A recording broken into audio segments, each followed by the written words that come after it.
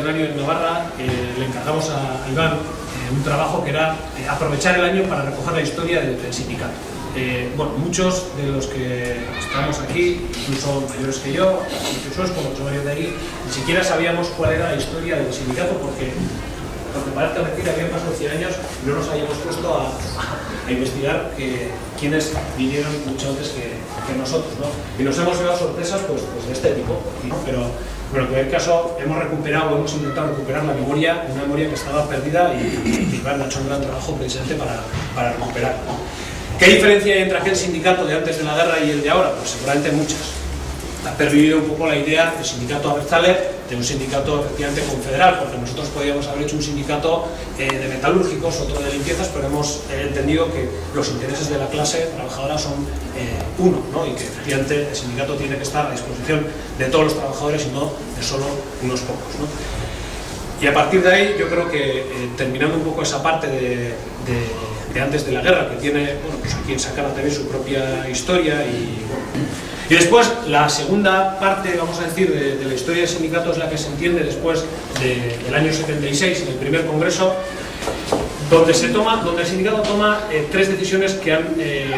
sido las señas de identidad de lo que conocemos ahora por sindicato. Bueno, por ello, ¿no? Es decir, yo creo que se acertó esas tres decisiones, pero que una fue efectivamente la de la autonomía financiera, es decir, vivir de nuestros propios recursos, es decir, vivir de las cuotas. La segunda, la independencia política, es decir, que el sindicato no tenga ningún tipo de relación orgánica con ningún partido político. Y la tercera también, la apuesta por la caja de resistencia, que ha venido explicando lo que muchas de vuestras empresas hemos podido hacer. El sindicato ha sido importante también por tener ese recurso, que es un recurso que generamos entre todos, porque destinamos el 25% de nuestra cuota a esa caja de resistencia, que es un elemento solidario como pocos, ¿no? Y esas han sido un poco las tres señas de identidad que explican lo que el sindicato ha sido en los últimos 35 años, ¿no?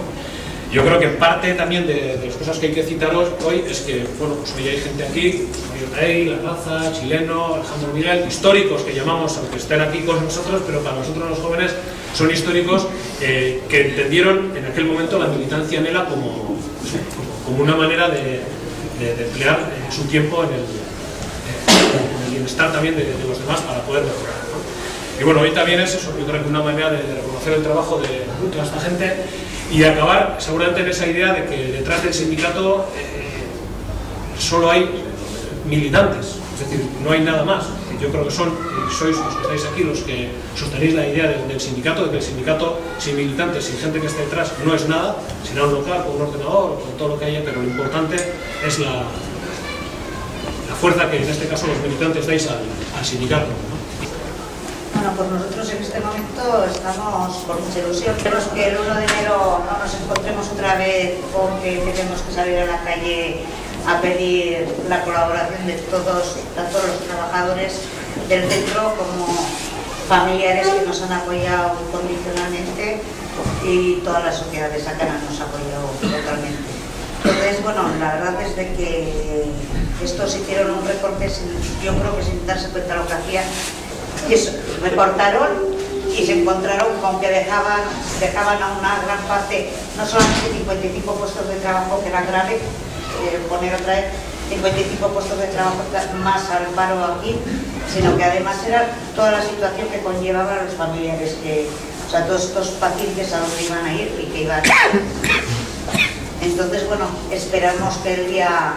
nos han dicho que van a hacer como mínimo 19 camas. Esperemos que esas 19 camas las concierten mejor que lo que se concertó anteriormente, porque el concierto que habían hecho anteriormente pues no llegaba a final, o sea, íbamos a terminar también con una regulación o con un cierre o alguna cosa así, porque con el concierto que teníamos no podíamos. Ha quedado como muy claro, parece que ellos han entendido que tienen que realizar el concierto, pero a partir del, bueno, se empezará a negociar ahora, que a partir del 1 de enero sabemos si es verdad y si seguimos adelante con todas las garantías o no seguimos adelante. Y es eso, un poco. Bueno, vosotros por la prensa ya lo habéis leído, ya hace poco me decía alguien que lo que era noticia en Susundería era no salir ya en la prensa, ¿no? Porque el día que el trabajo que estamos haciendo es, pues eso, lo que hay que hacer en este momento, y bueno, con el sentido que tiene el sindicalismo auténtico, porque creo que ahora mismo podemos decir orgullosamente que somos el único sindicato que está haciendo lo que hay que hacer en las empresas y a nivel de calle, ¿no? Ya sabéis que la situación nuestra ahora pues está pendiente de lo que el Gobierno de Navarra, que ha ejecutado la opción de compra, haga con respecto a un posible comprador, un socio inversor fuerte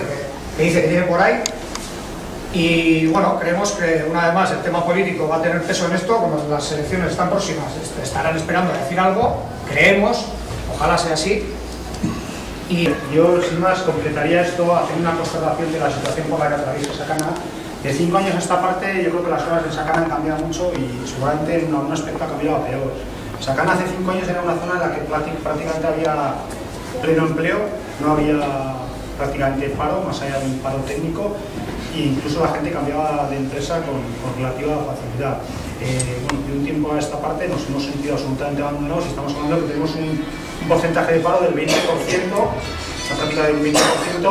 que en una zona como esta pues nos está condenando prácticamente a la muerte social. Nos da la sensación de que estamos absolutamente desamparados por el Gobierno de Navarra